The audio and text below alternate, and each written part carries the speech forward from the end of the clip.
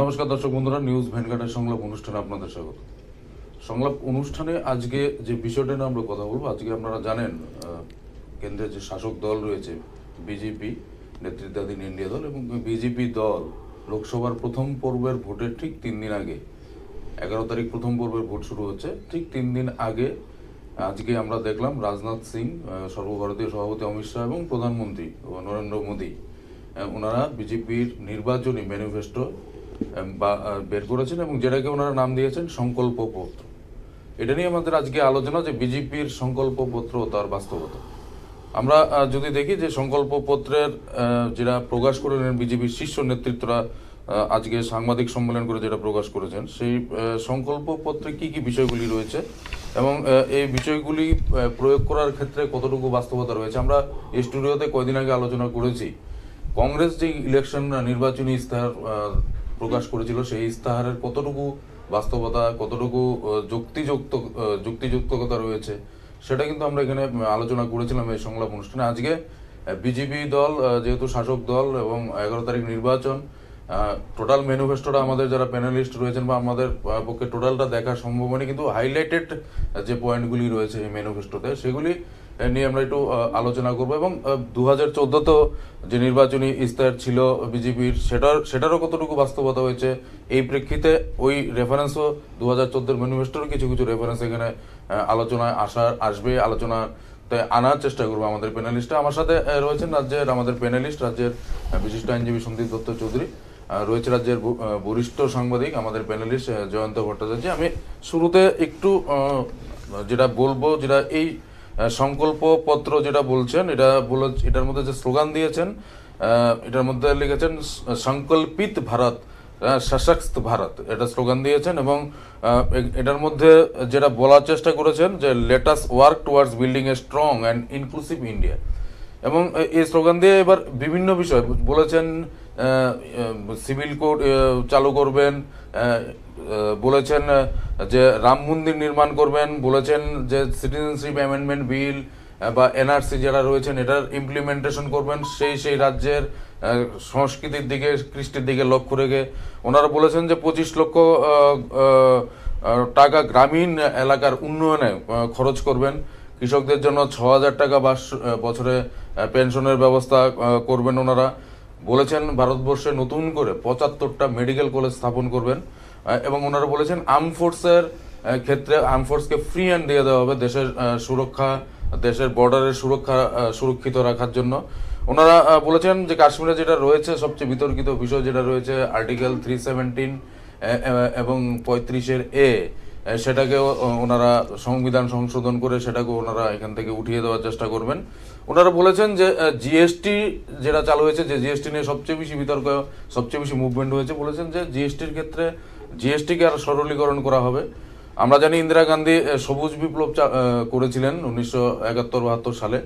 এবার বিজেপির যে ম্যানিফেস্টো রয়েছে, ইলেকশন ম্যানিফেস্টোতে, এখানে কিন্তু বলা হয়েছে এখানে কৃষির ক্ষেত্রে কিন্তু একটা নীল বিপ্লব করা হবে, ব্লু রেভুলেশন। এরকম আরো কিছু হাইলাইটেড দিক রয়েছে, বিষয় রয়েছে, সেটা নিয়ে আমাদের আলোচনা কথা প্রসঙ্গে আসবে।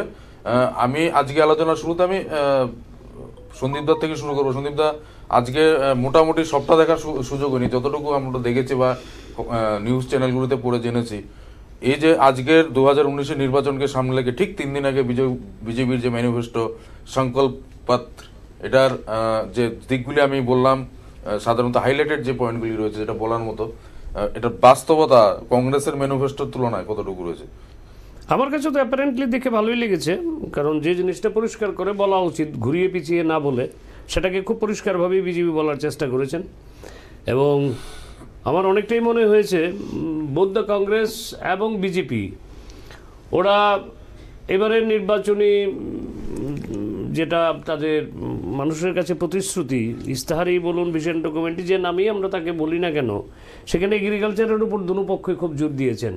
এবং সত্যিকার অর্থেই যারাই ক্ষমতায় আসুন না কেন, যদি কংগ্রেসের নেতৃত্বে জোট আসে কিংবা ভারতীয় জনতা পার্টির নেতৃত্বে জোট আসে, সেই ক্ষেত্রে আমার মনে হয় যদি তারা প্রত্যেকেই শ্রদ্ধাশীল হন to their commitments, then I think that ভারতবর্ষের যারা কৃষি বা শ্রমজীবী মানুষ বা কৃষির সঙ্গে রিলেটেড লোক যারা আছেন তারা খুব উপকৃত হবেন, এটা একটা মনে হয়েছে আমার।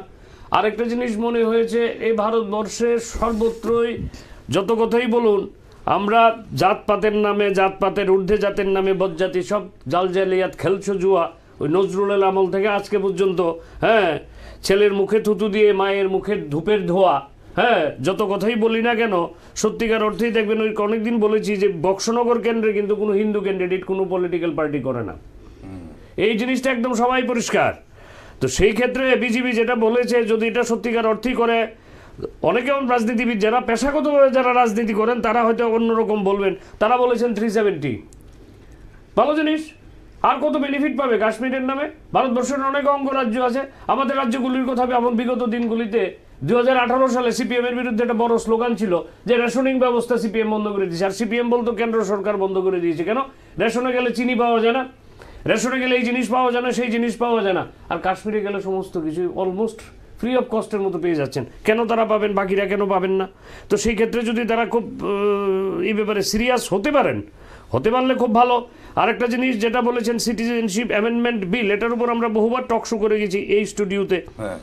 সেখানে হচ্ছে অনুপ্রবেশকারী, কোনো দেশ অনুপ্রবেশকারীকে অ্যালাউ করে না, তা আমাদের দেশে কেন হবে অনুপ্রবেশকারী?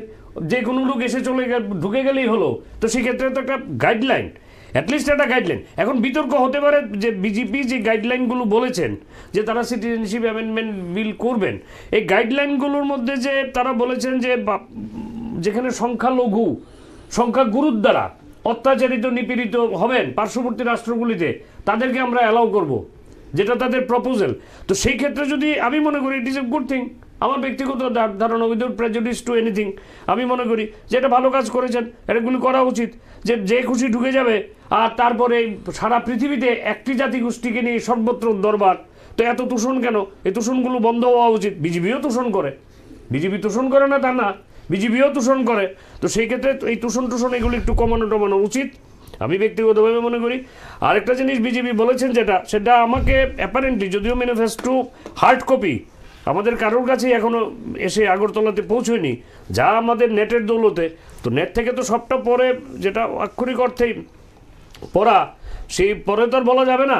তবে একটা জিনিস আমাকে খুব আকর্ষণ করেছে, সেটা হচ্ছে যে আপনারা বলবেন যে ওই 370 এইগুলি নিয়ে আপনারা আইনের লোক এগুলি নিয়ে বলবেন, কিন্তু আমার কাছে যেটা মনে হয়েছে, তারা মানে তাদের মুখবন্ধে যে কথাটা বলেছেন, সেই কথাটা হচ্ছে যে নির্বাচন, যে তারা নির্বাচন, এই বারবার নির্বাচনের বিধির ক্ষেত্রে তারা, কারণ এগুলি পাবলিক এক্সচেকার থেকে প্রচুর টাকা চলে যায়, সুতরাং এগুলোকে বন্ধ করার জন্য they will take some efforts, এবং আমি সেটাকে মনে করি এটা খুব মানে বৈপ্লবিক চিন্তাধারা। এবং এই ক্ষেত্রে যদি তারা সত্যিকার অর্থে keeping into confidence all the political parties, আমি জানি না, কারণ এই জিনিসটা করতে গেলে people representation act and election conduct rule, যেটা আমাদের ভারতবর্ষে প্রচলিত আছে, এগুলোকে সংস্কার, পরিবর্ধন, পরিমার্জনের প্রয়োজন হবে। সেক্ষেত্রে বিরোধী রাজনৈতিক দল যারাই থাকবেন, যদি ইফ এট অল, যদি এনডিএ ক্ষমতায় আসে, আমরা ধরে নিয়ে আজকের টক শোটা করছি যে এনডিএ যদি ক্ষমতায় আসেন, এই তাদের যেটা এই ম্যানিফেস্টো তারা ইমপ্লিমেন্ট করার চেষ্টা করবেন। তো সেই ক্ষেত্রে যদি তারা ইলেকশনটাকে, এই লক্ষ্য করে দেখুন, ইলেকশনের নামে গত 1 বছর আগে আমাদের রাজ্যে নির্বাচন গেল, স্কুলগুলো সব বন্ধ, বুথ সেন্টার, শিক্ষক কর্মচারী, কত টাকা খরচ, ট্রান্সপোর্টেশন, আবার 1 বছর পরে আজকে আমাদের লোকসভা নির্বাচন। কেন? দুটোই তো একসঙ্গে হতে পারতো, হয় না, এগুলি হয় না। তো সেক্ষেত্রে আমি দেখলাম জাস্ট ফুটনোটে, তাদের মুখবন্ধের ফুটনোটে তারা বলছেন যে তারা একসঙ্গে নির্বাচন করতে চান। তো সেটা তো very good thing, I endorse this, এবং আমি সেটাকে স্বাগত জানাই বিজেপির এই জিনিসটা। এখন এটাকে কিভাবে করতে চায়, what should be the modus operandi of this thing, এটা তো বিজেপি বলতে পারবে। এটা তো এখনও ডিটেলসটা কিভাবে তারা করতে চান এটা পাইনি, এটা ভালো লেগেছে। আর অনুপ্রবেশকারীদের ক্ষেত্রে আমিও এই সমস্ত ব্যাপারে খুব স্ট্রিক্ট। আপনি আমাকে এই ক্ষেত্রে বলতে পারেন আমি চৌকিদারের দালাল, আপনি বলতে পারেন চৌকিদারের দালাল, যা খুশি বলেন, আমি এই সমস্ত ব্যাপারগুলিতে খুব স্ট্রিক্ট। কারণ আমার বাড়ির সীমানা, এটা বেড়া দিয়ে হোক, বাউন্ডারি ওয়াল তুলে হোক, টিনের দিয়ে হোক, কাঁটাতার দিয়ে হোক, আমি আমার ব্যক্তিগত সম্পত্তি, যান মাল নিরাপত্তার স্বার্থে আমি যদি গার্ডেড করে রাখি, দেশমাতৃকার ক্ষেত্রেও তো I should be similarly conscious. আমার দেশের সীমানার ক্ষেত্রে তো আমার কনসিয়াস থাকা উচিত। কারণ আমার জিডিপির ক্ষেত্রে আমার টোটাল খাদ্যশস্য উৎপাদন কত হবে, পার ক্যাপিটা ইনকাম কত হবে, তা নির্ভর করবে লোকের উপর। তো সেক্ষেত্রে যদি বাংলাদেশ, মায়ানমার, যেখান থেকে লোক এসে ঢুকে গেল টুক করে, আমার যে ইকোনমির যে পজিশনটা আছে টোটালি উইল বি ডিসব্যালেন্সড। যদি তারা অনুপ্রবেশকারীদের ক্ষেত্রে মানে সত্যিকার অর্থেই তারা স্ট্রিক্ট হয়, কিপিং ইনটু কনফিডেন্স অন্যান্য রাজনৈতিক দলগুলো কতটুকু তাদেরকে সহযোগিতা করবে বিজেপিকে, আই মিন ডাউট। কারণ ভোটের রাজনীতির নামে এখন বসিরহাটে গিয়ে যদি আপনি পশ্চিমবাংলার বসিরহাটে গিয়ে যদি এই ধরনের কথা বলেন, আপনাকে ধরে পেদাবে। বাস্তব কথা, আপনি কোনো রাজনৈতিক দলে সেখানে ভোট পাবে না, এটা ঘটনা। পেদাবে আপনাকে যে তুমি এখানে অনুপ্রবেশের কথা বলতে এসছো, কারণ অনুপ্রবেশই তাদের একমাত্র কাজ। টুক করে ঢুকে যায়, টুক করে বেরিয়ে যায়। আমাদের রাজ্যে বক্সনগর কিংবা সোনামুড়াতে কিংবা ধনপুরের একটি অংশে সেখানে গিয়ে যদি বলি যে সিটিজেনশিপ অ্যামেন্ডমেন্ট অ্যাক্ট, আমার রাজ্যে আমাকে কেলাবে। বাস্তব কথা। তো সেই ক্ষেত্রে সত্যিকার অর্থে এটাকে প্রয়োগ করা খুব কঠিন, খুবই কঠিন। তবে এই জিনিসটা আমাকে ভালো লেগেছে যদি তারা সত্যিকার অর্থে করতে পারে। সর্বোপরি যে জিনিসটা আমাকে ব্যক্তিগতভাবে, আমি খুব, দেখুন আপনি আমাকে যাই খুশি বলুন, আমি খুব কনজারভেটিভ ব্যক্তিগত জীবনে, আমি প্রচণ্ড কনজারভেটিভ লোক। আমি মনে করি আমার দেশমাতৃকা আমার মার থেকে কোনো অংশে কম নয়। যে মন্দিরে যে ইমেজ আমি দেখি আর আমার ঘরে যে ইমেজ আমার মার, তার মধ্যে আমি I do not find any difference. আর যে রাস্তা দিয়ে আমি চলি, যে দেশ আমাকে আলু বাতাস দিয়ে বড় করেছে, 3 মায়ের মধ্যে I don't find any difference. তাদের ইলেকশন ম্যানিফেস্টোতে বিজেপি ফার্স্ট যে কথাটা বলেছে সেটা হচ্ছে এক নেশনের ক্ষেত্রে safety security of the country. তো safety security of the country, তারা এটাকে এবার কংগ্রেস যে ইলেকশন ম্যানিফেস্টোটা বের করেছে সেটাকে আবার ওরা একটু আঘাত করেছে। সেই ক্ষেত্রে কিছুদিন আগে কংগ্রেসের ম্যানিফেস্টো বেরোনোর পর বলছে ভারতবর্ষে কত শহীদ বলিদান দিয়ে গেলেন, রিসেন্ট পাস্ট কত ঘটনা ঘটে গেল। কংগ্রেসের ইলেকশন ম্যানিফেস্টোতে regarding this sort of things there is nothing as such. ওরা তার জন্য আমার মনে হয় তারা 5টা পয়েন্টের উপর ইলেকশন ম্যানিফেস্টো করেছেন, only on the point 5 points. তো এই 5 পয়েন্টসের মধ্যে তারা প্রথম যে পয়েন্টটা রেখেছেন সেটা হচ্ছে আমাদের দেশমাতৃকার কথা। All of my hats off to them, তারা আমার দেশমাতৃকা। কারণ আমি প্রথমেই বলেছি, কেউ দর্শক বন্ধু যারা শুনছেন তারা আদারওয়াইজ নেবেন না, এই ব্যাপারগুলোতে আমি খুব কনজারভেটিভ। কারণ আমি যদি আমার মাকে শ্রদ্ধা না করি, আমার দেশমাতৃকার প্রতি শ্রদ্ধাবোধ তৈরি হবে না। তাহলে আমি লোক দেখানো ওই মণ্ডপে গিয়ে প্রণাম করব, এই প্রণামের মধ্যে ভনিতা থাকবে, এই ভনিতার কোনো স্কোপ নেই। A man should not hypocrite with himself. নিজের কাছে হিপোক্রেসি করার, তাহলে নিজের ভাবের ঘরে, স্বামী বিবেকানন্দের কথা, তাহলে নিজের ভাবের ঘরে আপনি চুরি করবেন। তো এই জিনিসটা আপাতভাবে ফার্স্ট রাউন্ডে আপনার বক্তব্যের পরিপ্রেক্ষিতে এই জিনিসটা আমাকে খুব আকর্ষিত করেছে এবং আই ওয়েলকাম দিস পার্টিকুলার কিছু। আর কিছু জায়গাতে তো ধরুন ক্রিটিসিজম থাকবেই কিংবা সম আলোচনা থাকবেই। তো সেই ক্ষেত্রে আমরা পরবর্তী ফেজে আলোচনার সময় করব। এক্ষেত্রে জনতা কাছে যাওয়ার আগে যেটা বিজেপির এই সংকল্পপত্রে যেটা আরো রয়েছে, যে বলেছেন যে টেরোরিজমের ক্ষেত্রে 0 টলারেন্স দেখানো হবে। বলছেন যে স্মার্ট ফেন্সিং নর্থ ইস্টে যেখানে ইয়াদের সমস্যা রয়েছেন, অনুপ্রবেশের সমস্যা রয়েছে, সেখানে স্মার্ট ফেন্সিং করা হবে যেখানে যেখানে প্রয়োজন। এখানে বলা হচ্ছে যে ইন্টারেস্ট ফ্রি কিষাণ কার্ড দেওয়া হবে, এতে 1 লক্ষ টাকা করে 0% ইন্টারেস্টে কৃষকরা 1 লক্ষ টাকা ঋণ পাবেন। এখানে বলা হচ্ছে 2022 সালে যারা কাঁচা ঘরে রয়েছে তাদের সবাইকে পাক্কা ঘর মানে পাক্কা হাউস করে দেওয়া হবে। এবং ইনফ্রাস্ট্রাকচার যে সেক্টর রয়েছে সেই সেক্টরে প্রায় 100 লক্ষ টাকা খরচা করা হবে 2024 সালের মধ্যে। এই জায়গাতে আমরা জয়ন্তদার কাছে যাচ্ছি। জয়ন্তদা, আপনি কিভাবে দেখছেন এই বাজেট? আচ্ছা, আমি প্রথমেই বলি যে হিন্দুত্বের ভাবাদর্শে হঠাৎ প্রভাবিত সন্দীপ দত্ত চৌধুরীর অনেক বক্তব্যের বিরোধিতা আমাকে করতে হচ্ছে। এর কারণ হচ্ছে এর কারণ হচ্ছে প্রথমত আমি এটা উনি রাইটলি বলেছেন যে আমাদের হাতে কোনো হার্ড কপি নেই ম্যানিফেস্টোর, আমরা এখন নেটের উপর নির্ভর করছি। তো আমিও তাই করছি, আমিও সেটাই করছি। কিন্তু এক ঝলক দেখে যা মনে হচ্ছে যে ভারত আবার মানে হিন্দুত্বের দিকে বেশি করে এগুচ্ছে। এটা কেন আমার মনে হচ্ছে? প্রথম কথা হচ্ছে যে রাম মন্দির নির্মাণ এবং আর্টিকেল 370 অফ দ্য কাশ্মীর, সেটাকে অ্যাব্রোগেট করা, এবং সিটিজেনশিপ অ্যামেন্ডমেন্ট বিল সেটাকে যাতে সেটা পার্লামেন্টে চালু হয়, হ্যাঁ, এর জন্য সমস্ত ব্যবস্থা নেওয়া, এটা একই সূত্রে গাঁথা আছে। আচ্ছা, এখন কথা হচ্ছে যে আর্টিকেল 370 কাশ্মীরে যেটা স্পেশাল প্রিভিলেজ দেওয়া হয়েছে, তো টোটাল অ্যাব্রোগেশন করলে এর ইমপ্লিকেশন কি হতে পারে, বা 35A। হ্যাঁ, এবং 35A। প্রথমত যে ফারুক আবদুল্লাহ, উনি আজকে অলরেডি একটা রিয়েকশন দিয়ে দিয়েছেন যে it will pave the path for freedom of Kashmir. হ্যাঁ, আসলে কাশ্মীরের একটা অনেকগুলো সংগঠন, হ্যাঁ, কেউ বলছে যে আমরা ভারত থেকে বিচ্ছিন্ন হয়ে আমরা স্বাধীন কাশ্মীর করব, হ্যাঁ, কেউ বলছে আমরা পাকিস্তানের সঙ্গে চলে যাব, ইত্যাদি ইত্যাদি। তো এখন এটা বলা যায় যে ভারতবর্ষের স্বাধীনতা যে প্রাপ্ত হয়েছে 70 বছরের বেশি দিন চলে গেছে। তো এই যে টেরোরিজম কিন্তু সেখানে বাড়ছে, টেরোরিজম সেখানে চলছে, তো সেটাকে প্রপারলি কিভাবে ট্যাকেল করা যায় এবং আর্টিকেল 370 অ্যাব্রোগেট করলে সেটা কতটুকু লাভবান হবে, মানে সেটা এখনই বলা যাচ্ছে না, এই মুহূর্তে হলফ করে কিছু বলা যাচ্ছে না। হ্যাঁ, দ্বিতীয় কথা হচ্ছে যে বিজেপি সবসময় এর আগে কিন্তু বলেছে যে এবারে যে নির্বাচন হবে, এমনকি অমিত শাহজি এখানে এসেছিলেন, উনি বলেছিলেন যে এইবারের নির্বাচনের মূল যে ভিত্তি সেটা কিন্তু হবে হিন্দুত্ব নয়, সেটা হবে ভারতবর্ষের উন্নয়ন। হ্যাঁ, কিন্তু যত দিন এগুচ্ছে, নির্বাচনের দিন এগুচ্ছে, তখন আমরা দেখছি যে বিজেপি পার্টি তার যে পুরনো যে তত্ত্ব, মানে রাম মন্দির, হ্যাঁ, রাম মন্দির বা হিন্দুত্ব বা হ্যাঁ এরকম রাম রাজত্ব প্রতিষ্ঠা করা, মানে সেই দিকে ঝুঁকে যাচ্ছে।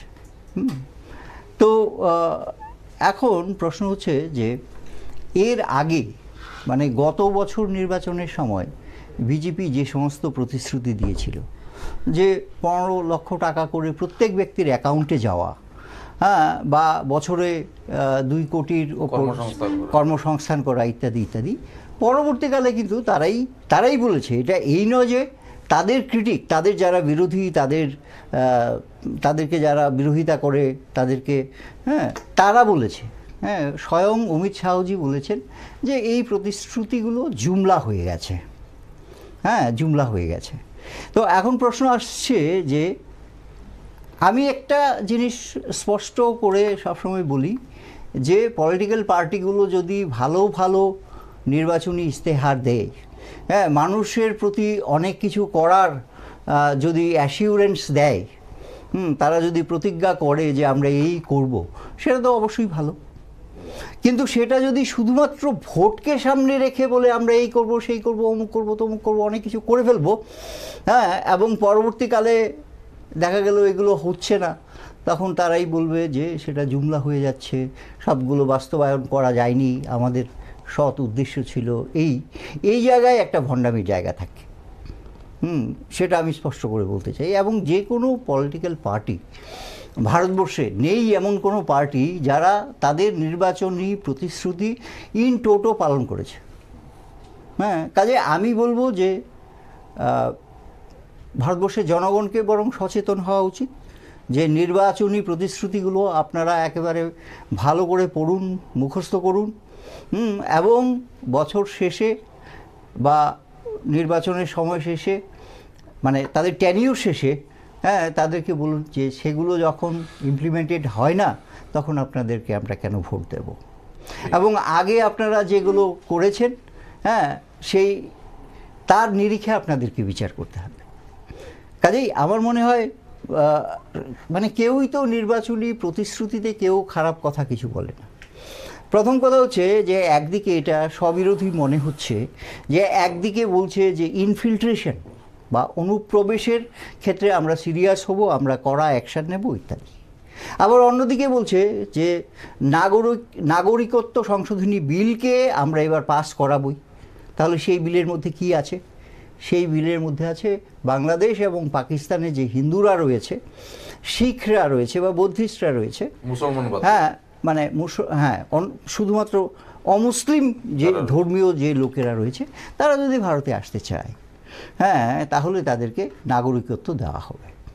আচ্ছা, তাহলে ত্রিপুরার কথা চিন্তা করুন। এই যে রাজ্যটি, হ্যাঁ, সেটি 3 দিক দিয়ে বাংলাদেশ ঘেরা আছে, 856 কিলোমিটার বর্ডার রয়েছে, সেখানে 10% হিন্দু বা 10 to 12% হিন্দু রয়েছে।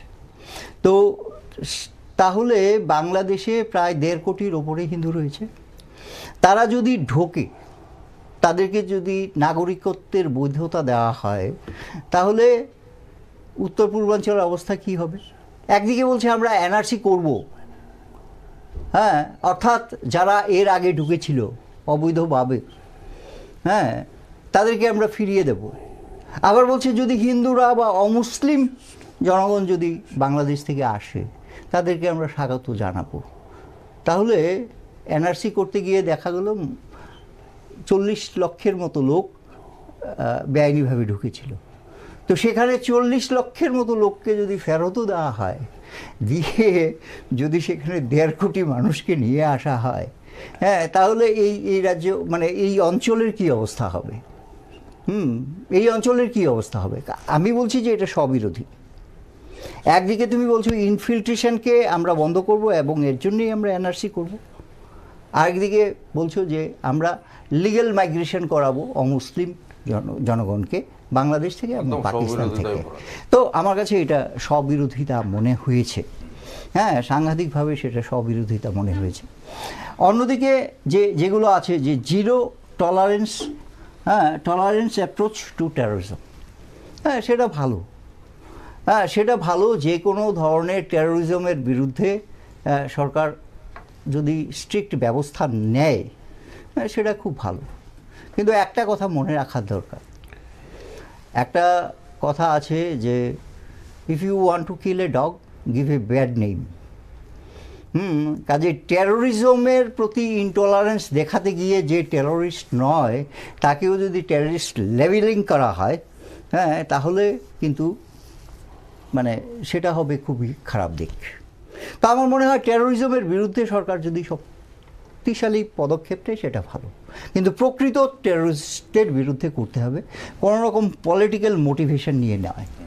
ন্যাশনাল সিকিউরিটি, এটা তো আসলে অ্যাসিউরেন্সের কি প্রশ্নটা আসছে যে নতুন করে যে আমি ন্যাশনাল সিকিউরিটি বা ওয়েলফেয়ার অফ সোলজার্স, হ্যাঁ, বা মডার্নাইজেশন অফ পুলিশ করব। ভারতবর্ষের স্বাধীনতা 70 বছর পরে এইসব কথা বলার মানেটা কি? হ্যাঁ, ওরাও তো দীর্ঘ সময় ছিল, 10টা বছর তো ওরা ক্যান্ডে ছিল। হ্যাঁ, তাহলে আমাদের সিকিউরিটি ফোর্সের কি সেভাবে মডার্নাইজ করা হয়নি, পুলিশকে করা হয়নি। হ্যাঁ, আর নতুন করে যে আর্মিদেরকে বলা হচ্ছে যে তাদের ক্ষেত্রে মানে তারা নিজেরাই অনেকটা সার্বভৌমত্ব নিয়ে কাজ করতে পারবে, মতলব তারা নিজেরাই অনেক ডিসিশন নিয়ে কাজ করতে পারবে। হ্যাঁ, ফ্রি হ্যান্ড দেওয়া, হ্যাঁ, সেটা কিন্তু অনেক সময় বিপজ্জনক হতে পারে। কারণ একটা দেশের সঙ্গে সম্পর্ক তার পলিটিক্যাল কনসিডারেশনের উপর নির্ভর করে, তার মিলিটারি স্ট্র্যাটেজির উপর নির্ভর করে না। হ্যাঁ, তো সেটা কিন্তু আমি বলি যে শঙ্করবাবু যখন chief of the army staff ছিলেন, শঙ্কর রায়চৌধুরী, উনি এখানে এসেছিলেন, তো তখন আমি ওনাকে জিজ্ঞেস করেছিলাম যে পাকিস্তানের সঙ্গে কি আমাদের প্রক্সি ওয়ার চলছে? হ্যাঁ, তখন উনি বলছেন প্রক্সি ওয়ার কেন, এটা তো ইজ অলমোস্ট লাইক রেগুলার ওয়ারই চলছে পাকিস্তানের সঙ্গে। তখন পার্লামেন্টে এলকে আদবানি, যিনি বিরোধী দলনেতা ছিলেন, হ্যাঁ, উনি তার বিরোধিতা করেছিলেন এবং বলেছিলেন যে chief of the army staff এই ধরনের মন্তব্য কেন করতে গেলেন। এটা যদি করে থাকেন তাহলে ইউএনওতে পাকিস্তান সেই প্রশ্ন তুলবে যে ভারত তো নিজেই বলছে যে পাকিস্তানের সঙ্গে যুদ্ধ করছে, তো ভারত কেন যুদ্ধ করছে? ঠিক না? তো কাজেই আমার মনে হয় যে মানে পার্লামেন্ট, সেটা তার চেহারা চরিত্র যাই হোক, আমাদের অনেক ক্রিটিসিজম থাকে, পার্লামেন্ট এবং government's policy is more important than giving more free hands to the army. হ্যাঁ, আমার মনে হয় সেই দিকটা ভাবা উচিত, অবশ্যই ভাবা উচিত। আর ইনফিল্ট্রেশন ইত্যাদি তো আমি বললাম, বর্ডার সিকিউরিটি ফোর্সকে শক্তিশালী করা হবে ইত্যাদি, বা কোস্টাল, কিন্তু সিটিজেন অ্যামেন্ডমেন্ট বিলও আমি বললাম। এখন প্রশ্ন উঠছে যে গ্রাম মানে ডেভেলপমেন্ট, গ্রাম সড়ক যোজনা, তারপরে সহস্র ধারা, হ্যাঁ, জল ইত্যাদি। Development is always the priority, এবং সেটা আমাদের দেশে যাই হোক, আমাদের অবশ্যই ইংরেজ চলে যাওয়ার পর কিছু উন্নতি হয়েছে, কিন্তু সেই উন্নতি তেমনভাবে ভারতবর্ষের জনগণের মনে দাগ কাটে না, কারণ এখনও আমরা ডেভেলপিং কান্ট্রি, এবং এই অ্যাসেন্সের দিক থেকে আমরা আন্ডার ডেভেলপড ব্যাকওয়ার্ড কান্ট্রি হিসেবে রয়েছি। এখন প্রণব মুখার্জি একবার বলেছিলেন বিদেশি দেশ ঘুরে এসে, যে ভারতবর্ষ পৃথিবীর যে 200টা ইউনিভার্সিটির মধ্যে ভারতবর্ষের একটা ইউনিভার্সিটিও পড়ে না, অথচ কত ভালো ভালো ইউনিভার্সিটি আছে বলে আমরা জানি, JNU আছে ইত্যাদি, হায়দ্রাবাদ ইউনিভার্সিটি, কিন্তু সেগুলো একটাও ভারত, ইনক্লুডিং IIM আহমেদাবাদ, এগুলো পৃথিবীর মানে 200 গুড ইউনিভার্সিটির তালিকার মধ্যে যায় না। হ্যাঁ, তাহলে আমরা কোন ভারতবর্ষে আছি? এবং ভারতবর্ষের জনসংখ্যার কতজন মানুষ উচ্চশিক্ষা লাভ করতে পারে, হ্যাঁ, মানে পপুলেশনের কত পার্সেন্টেজ এখনও খাবার পায়, হ্যাঁ, তাদের হেলথ কেয়ার আছে ইত্যাদি ইত্যাদি, এইগুলো বেসিক প্রশ্ন। সেগুলো প্রায়োরিটি হওয়া উচিত নয়, শুধু যে কথাগুলো বলা হবে, এসিওরেন্স দেওয়া হবে, সেটা আমি বিজেপি বলে বলছি না, সেটা কংগ্রেসের ক্ষেত্রেও তাই। হ্যাঁ, এইগুলো যাতে মানুষ একদম কড়ায় গন্ডায় যাতে বুঝে নেয়, এবং তাদের রাইট টু রিকলের অধিকারকে তারা সোচ্চারে বলে যে তোমাদেরকে আমরা নির্বাচিত করে পার্লামেন্টে পাঠিয়েছি বা অ্যাসেম্বলিতে পাঠিয়েছি, তোমরা যে এসিওরেন্স দিয়েছো সেগুলো যদি তোমরা না পারো, না, তাহলে তোমাদেরকে আমরা ফিরিয়ে আনবো। সন্দীপ দা, আপনি বললেন, প্রাথমিকভাবে আলোচনায় বললেন বাজেটটার কিছু কিছু দিক, ইতিবাচক দিক তুলে ধরলেন, পজিটিভ দিক। এবার যে কতগুলি কমন বিষয় রয়েছে, যেটা সবচেয়ে গুরুত্বপূর্ণ বিষয়, যেটা আপনি আলোচনা করলেন, আর্টিকেল 370 বা 35A এগুলি তুলে দেওয়ার, বা রাম মন্দির নির্মাণ। তো বিজেপি তো 2014 সালের ম্যানিফেস্টো তো এগুলি ছিল, 2014 থেকে 19 এরা এই রাম মন্দির নির্মাণের ক্ষেত্রে বা এই যে 370 বা 35A এটা তোলার ক্ষেত্রে এদের কি ভূমিকা ছিল? 1 নম্বর। 2 নম্বর হলো কংগ্রেসের যে ম্যানিফেস্টোটা প্রকাশ হয়েছে, যেটার মধ্যে কংগ্রেস বেসিক্যালি 7টা পয়েন্টের উপর হাইলাইট করেছে: কাম, দাম, শান, সুশাসন, স্বাভিমান এবং সম্মান।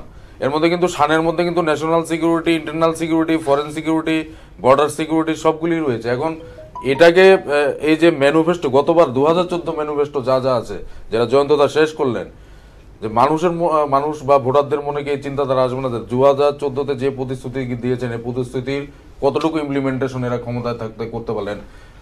এর মধ্যে 2014-ই কিছু কিছু ইস্যু এই ম্যানিফেস্টোতে আবার রিপিটেশন হচ্ছে। তো এই মানুষের কাছে, ভোটারদের কাছে, সাধারণ জনগণের কাছে এদের শাসক দলের এই ম্যানিফেস্টোর বিশ্বাসযোগ্যতাটা কতটুকু থাকবে, বা ভোট দেওয়ার ক্ষেত্রে তাদের কতটুকু প্রভাবিত? দেখুন, আপনি যখন ডিসকাস করবেন বিজেপির ম্যানিফেস্টো নিয়ে, আপনাকে বিজেপির জায়গায় দাঁড়িয়ে বিজয় কুমার চৌমুহনীতে আপনাকে ব্যাখ্যা করতে হবে। আপনি যদি বিজেপির ম্যানিফেস্টো ব্যাখ্যা করেন বিজয় কুমার চৌমুহনীতে না দাঁড়িয়ে, মেলার মাঠের পুকুরে সাঁতার কাটতে কাটতে, আপনি সেটার কোনো ইতিবাচক ভোটার হিসেবে বলবো আপনি পাবেনই না। আপনি ওদের জায়গায় দাঁড়িয়ে যদি আপনি ব্যাখ্যা করেন, তা আপনি যেটা বললেন সেটা বলছেন যে রাম মন্দির, ঠিক আছে, রাম মন্দির নিয়ে আপনি জানেন, by the direction of the honourable supreme court, গত মাসে honourable supreme court Shri Ravishankar, তামিলনাড়ুর একজন অ্যাডভোকেট এবং আরেকজন গভর্নমেন্ট অফ ইন্ডিয়ার প্রতিনিধিকে দিয়ে 3 জনের একটি কমিটি করে দিয়েছেন। They are to discuss with all the stake holders এবং they are to submit the report. Supreme Court যখন এই ডিসিশনটা দিয়েছে, ম্যানিফেস্টোতে কি করে এই বিষয়টা বলে যে আমরা রাম মন্দিরে এটা সেটেল করব, তারা তাদের বক্তব্য কি রাম মন্দিরের ব্যাপারে? তাদের আমি এটা তো সুপ্রিম কোর্টের, আপনি বলবেন সাবজুডিস, আপনি বলবেন সাবজুডিস ম্যাটারে ওরা কি করে ইন্টারফেয়ার করে? অলরেডি সুপ্রিম কোর্টে 5 জাজেস বেঞ্চ, দাদা 5 জাজেস বেঞ্চ, তারপরে ম্যানিফেস্টোতে কি করে বিষয়টা আনে? এটা তাহলে জয়ন্তদা যেটা বলেছে হিন্দুত্ববাদী ম্যানিফেস্টো, তো অসুবিধা কোথায়? আপনি যদি আরো আগে যান, তাহলে যদি বলা হয়, আমার বন্ধু আমাকে আজকে শক্তভাবে বলেছে প্রারম্ভিকভাবে, যে সন্দীপ বাবু হঠাৎ আজকে উগ্র হিন্দুত্বের তাস নিয়ে নেমে গেলেন। উগ্র হিন্দুত্বের তাস প্রশ্ন না, আমি জাতিসত্তায় শ্রদ্ধাশীল, সবাই যে জাতিসত্তার হোক, তার সেই জাতিসত্তার প্রতি শ্রদ্ধাশীল। এখন নিজের আগেরটা আগে না দেখে যদি পরেরটা দেখি তাহলে পরেরটা দেখার ক্ষেত্রে আমি শ্রদ্ধাশীল না, তাহলে এনআরসির ক্ষেত্রে বক্তব্য পরেরটার ক্ষেত্রে শ্রদ্ধাশীল আপনার না। এনআরসির ক্ষেত্রে বক্তব্য এনআরসির ক্ষেত্রে আসামে আপনি চালু করবেন। এনআরসির ক্ষেত্রে দেখুন, আমি এই জাস্ট আমার বন্ধু জয়ন্তবাবু যখন বলছিল তখন তাদের ক্লজ 4 সাব ক্লজ 12 আমি পড়ছিলাম তাদের ইলেকশন ম্যানিফেস্টোর, সেখানে যদি একটি শব্দ ঢুকিয়ে দিত ভারতবর্ষের, আজকে মমতা ব্যানার্জি কিছুক্ষণ আগে আপনার নর্থ বেঙ্গলে সম্ভবত কুচবিহার না কোথায় একটা মিটিংয়ে বলেছেন হাত দেবে, ওয়ার্ডিংস কোট অ্যান্ড কোট আমি বলছি, মমতা ব্যানার্জি বলছে এনআরসির নামে হাত দেবে পশ্চিমবাংলা, এখানে পুঁতে রেখে দেবো। মমতা ব্যানার্জি লাফিয়ে লাফিয়ে বলছেন এখানে পুঁতে রেখে দেবো। এখানে যদি কায়দা করে ওরা মুসলিম শব্দটা ঢুকিয়ে দিতেন, একটি রাজনৈতিক দল চিৎকার করতো।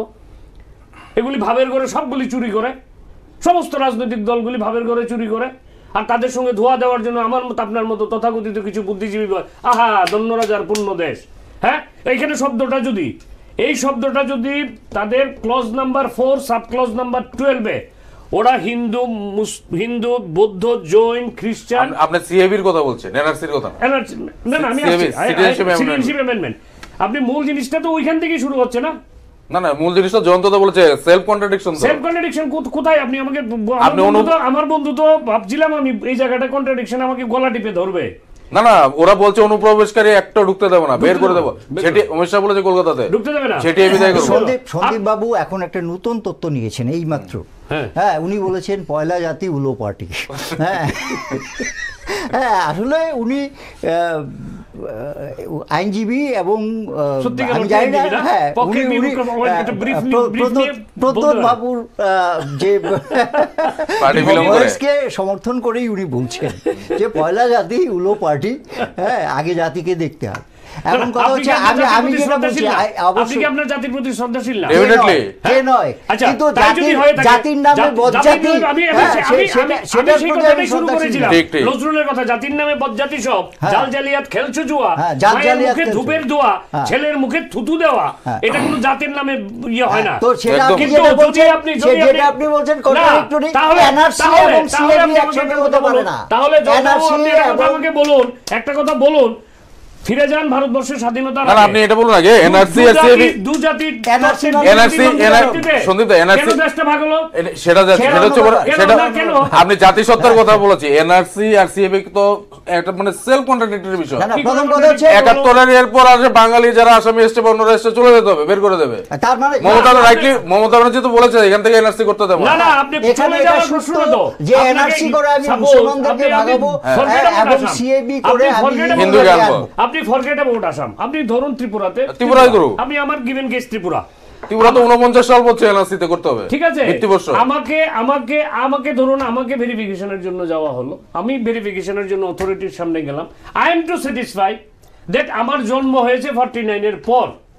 তার মানে কি আমার কোল্যাটারাল স্যাটিসফ্যাক্টরি ডকুমেন্ট কি হবে? আমার পিতামাতার, তারা আইদার রিফিউজি হয়ে বাংলাদেশ থেকে এসেছেন রিফিউজি কার্ড, অথবা আমার before my birth they have acquired property, আমি কিছুই দেখাতে পারবো না। সন্দীপ দা আবার আমাকে অনুপ্রবেশকারী ঠিক আছে, আপনার কথা আপনার কথাটা আমি মানছি, বলুন। হ্যাঁ, যে এনআরসি অনুযায়ী তার যদি ভ্যালিড ডকুমেন্ট বলছি ভ্যালিড ডকুমেন্ট যদি না থাকে তাকে ফেরত পাঠাতে হবে, কারণ তার জন্ম যে ভারতবর্ষে হয়েছে এর কোনো প্রমাণ নেই। হ্যাঁ, এই কারণেই তাকে ফেরত যেতে হবে। আর সিএবিতে হচ্ছে যার জন্মই হয়েছে বিদেশে, তাকে এখানে আনতে হবে, দেবে। That is the disparity, that is the contradiction. যেটা বলছিলাম সন্দীপ দা জাতিসত্তার কথা বলাতে বলছিলাম। সন্দীপ দা আসামে ডিটেনশন ক্যাম্পে 42 জন মারা গেছেন বাঙালি, এর মধ্যে সুইসাইড করেছেন ম্যাক্সিমাম। আসামে যখন বাঙালিরা অসুস্থ হচ্ছে হাসপাতাল নিচ্ছে ডিটেনশন ক্যাম্প থেকে, হাতের মধ্যে হ্যান্ডকাফ লাগিয়ে রাখছে হাসপাতালে। না প্রথম কথা হচ্ছে যে তুমি বিদেশে যারা জন্মেছে তাদেরকে এখানে আনবে, তাহলে এটার মধ্যে রিলিজিয়াস কনসিডারেশনটাই হচ্ছে আসল। আমরা এই এনআরসি সিএবি বিষয়ে যতটা আসামে যে লোকসভা নির্বাচনের সিটগুলি আছে এর মধ্যে এটার এফেক্ট বোঝা যাবে। রাজনীতিতে এফেক্ট হবে, এক্স্যাক্টলি রাজনীতিতে এফেক্ট হবে। কিন্তু আমার সিমিলারলি যদি আপনি রাম মন্দিরের টাস, আমি বিজেপির জায়গায় দাঁড়িয়ে বিজু কুমার চৌমুনি থেকে দাঁড়িয়ে বলছি আমাদেরকে মেলার মাঠেও দাঁড়াতে হবে না, বিজয় কুমারও দাঁড়াতে হবে না, আমাদেরকে পোস্ট অফিসেও দাঁড়াতে হবে না। নো ম্যানস ল্যান্ডে থাকতে নো ম্যানস ল্যান্ডে আমাদেরকে থাকতে হবে না। এখন যেগুলো করেছে এগুলোর ইতিবাচক দিক এবং নেতিবাচক না, দিক। আপনি দুটোর প্রশ্নের উত্তর দিন আমার সন্দীপ দা। বলুন। 370 35 এ আর রাম মন্দিরে support করি। এই 5 বছরে কিছু কি করলো এসব? আমি শুনুন, খবর তো আমরাও করি। একটা সরকার যখন ক্ষমতায় থাকবে, একটা সরকার, আপনি বলুন ইউপিএ টুর ক্ষেত্রে তার চরম শত্রুও বলবে না যে মনমোহন সিং ওয়াজ এ করাপ্ট পার্সোনালিটি। একদম না। মোদিজিকে কেউ বলবেন? মোদিজি ব্যক্তিগতভাবে করাপ্ট। আপনি কি বলছেন? আপনি সদ্য বিজেপি প্রভাবিত হয়ে আপনি এই কথা বলতে চাইছেন হ্যাঁ, যে প্রধানমন্ত্রী Narendra Modi corrupt? No, I am not saying this. হ্যাঁ, তাহলে I am not saying this. K corrupt? বললাম তো corrupt না। You try to understand what I am trying to say. আমি বলার চেষ্টা করছি ইউপিএ 2 এর পিরিয়ডে মাননীয় Manmohan Singh was the prime minister of India. তার চরম শত্রু বলবে না হি ওয়াজ ডিসঅনেস্ট। এক্স্যাক্টলি। এবং এখনো কেউ চরম শত্রু বলবে না নরেন্দ্র মোদি। আমি নরেন্দ্র মোদির চ্যাপ্টারে তো নেই, আপনি আমাকে জোর করে নরেন্দ্র মোদির সঙ্গে কম্পিটিটিভ স্টাডি করালে তো ঠিক আছে, বলুন। I will not go for that, but the facts remain. একটার পর একটা করাপশন যখন হয়েছে, দায় ভার নিতে হয়েছে কংগ্রেসকে, ইউপিএ 2 কে। তার জন্য দে are to out of power. এখন কি কোনো করাপশন হয়নি? নীরব মোদি নীরবে যে চলে গেছে সেটা কিছু নেই। কম্পিটিটিভ স্টাডি রিলায়েন্স নিয়ে যে এত বেশি hour discussion is not a competitive ভারতবর্ষের স্টাডি। টাকা লুট করে নিয়ে চলে গেছে। রাফাল নিয়ে এটা চলছে। সরকারের কিছু প্রতিবন্ধকতা। আপনি যে প্রশ্ন করেছেন, প্রশ্নের উত্তর হচ্ছে সরকার যখন যে কোনো রাজনৈতিক দল চালায়, ইউপিএ 2 চালাতে গিয়ে অনেক কার্যকারণ 2G স্প্রাকটানের সঙ্গে কংগ্রেসের খুব একটা সম্পর্ক ছিল না। Congress is to take the responsibility. 370 আর 35 এর জন্য 5 বছরে কি করেছে? করতে পারেনি, হয়তো প্রতিবন্ধকতা থাকে, সরকারের অনেক ইফস এন্ড বাটস থাকে, তাতে অস্বীকার করার মতো কোনো উপায় নেই। সরকারের অনেক ইফস এন্ড বাটস থাকে, কিন্তু প্রশ্ন হচ্ছে আজকে তারা এত দিন পেরিয়ে যাওয়ার পর 5 বছরের মুখে দাঁড়িয়েও যদি তারা একটা ইতিবাচক দৃষ্টিভঙ্গি নিয়ে, তাদের 2 থেকে কিন্তু তারা আজকে এই জায়গায়। 1980 সনে একটি রাজনৈতিক দল 2 সিট থেকে, তার মানে জয়ন্তদা সন্দীপদার বক্তব্য হলো 15 লাখ অ্যাকাউন্টে ঢোকা 2 কোটির চাকরি, এটা দেখ বা না দেখ কিন্তু ইতিবাচক দৃষ্টিভঙ্গি হলে এটা মেনে নিতে হবে। এটাকে আমি বলি যে সন্দীপ বাবুর প্রীতিবাচক দৃষ্টিভঙ্গি। প্রীতিবাচক। আচ্ছা যাক, তো আমি একটা কমপ্লিমেন্ট পেলাম, দেখ প্রীতিবাচক। আচ্ছা, এখন প্রশ্ন হচ্ছে বিজেপির, আপনার ডিটেলসটা পড়তে পারিনি, আমরা যতটুকু দেখেছি আমার দৃষ্টিতে আমার মনে হয়েছে তাদের নেশনের প্রশ্নে they are very sincere. So for agriculture is concern, they are is try to point out a new era that is of blue revolution. This is a after the death of so many peasants, exactly, after the suicide of so many peasants. এটা মানিক বাবু পরশুদিন বলেছেন রবীন্দ্র ভবনের সামনে দাঁড়িয়ে। এই হিসাবগুলো কোত্থেকে পান তারা বিভিন্ন রাজনৈতিক দলে? আপনি আপনার প্রসঙ্গে আসুন, মানিক বাবুকে দিয়ে কিছু হবে না, আপনি এখন ইররিলেভেন্ট হয়ে গেছে। আরে আপনার প্রসঙ্গে আত্মহত্যা করেছে, আরে আত্মহত্যা তো ইউপিএ 1 এর আমলে শুনেছি, ইউপিএ 2 ওখান থেকে শুরু হয়েছিল। এখনো শুনছি, ওই সময় থেকে শুরু হয়েছিল আত্মহত্যা। হ্যাঁ, ওই সময় শুরু হয়েছিল। কোন রাজনৈতিক দলের ওকালতি করা আমাদের কাজ নয়। না, আমাদের কাজ রাজনৈতিক দলের ওকালতি করা না। একটা ওকালতি করতে পারেন আপনি। না, আমি করার প্রশ্ন না, কিন্তু আবার অনেকে আছে ভাবের করে চুরি করে মুখোশ রেখে। আমি আমার মুখোশ রাখি না, আমি যখনই গেলি স্পেড টু স্পেড। আমার আবার এটা নেই, মানে ধরি মাছ নাছই জল এই জিনিস আমার নেই। আমি যেটা 5 বছরের কৃষক সন্ধিতে 5 বছরের কৃষকের জন্য, কৃষি ক্ষেত্রে সমস্যা সমাধানের জন্য 5 বছর কি উদ্যোগ নিয়েছে সেটা মানুষ কৃষকরা জানতে চায়। আজকের আলোচনার বিষয়বস্তু ম্যানিফেস্টোতে আছে তো, কৃষক নিয়ে আছে তো ম্যানিফেস্টোতে। It is the discussion of our main today's program is that আচ্ছা, তো 6,000 টাকা করে পেনশন দেবে কৃষকদের, 1 লাখ টাকা দেবে। এবং বলেছে ম্যানিফেস্টোর অ্যানালাইসিস কখনো মানে বাস্তবতা বর্জিত হতে পারে। এবং বিগত ম্যানিফেস্টোর একদম ফ্যাক্সিমেন এটার যেগুলো ইতিবাচক দিক আছে, আমরা এখানে নেগেটিভ নিয়ে আলোচনা করার জন্য আজকে আমি আমার দৃষ্টিতে আমি বসিনি। কারণ নির্বাচন পরশু বাদ দিয়ে নেক্সট ডে নির্বাচন। আমি যদি নেগেটিভ গুলোকে নিয়ে, এই যারা দর্শক বন্ধুরা দেখছেন, কংগ্রেসের নিয়ে আমরা পজিটিভ আলোচনা করেছি, কংগ্রেসের ইলেকশন ম্যানিফেস্টো নিয়ে আমরা কিন্তু নেগেটিভ নিয়ে আলোচনা করিনি। কংগ্রেসের যে দিস আর দ্য ইতিবাচক দিক। আমরা আজকে বিজেপির ইলেকশন ম্যানিফেস্টো পেয়েছি, আমরা তো পজিটিভ করলাম, আমরা পজিটিভ করার চেষ্টা করব। আমরা negative, this are the negative things বলে জনগণ কিসের ভিত্তিতে ভোট দেবে?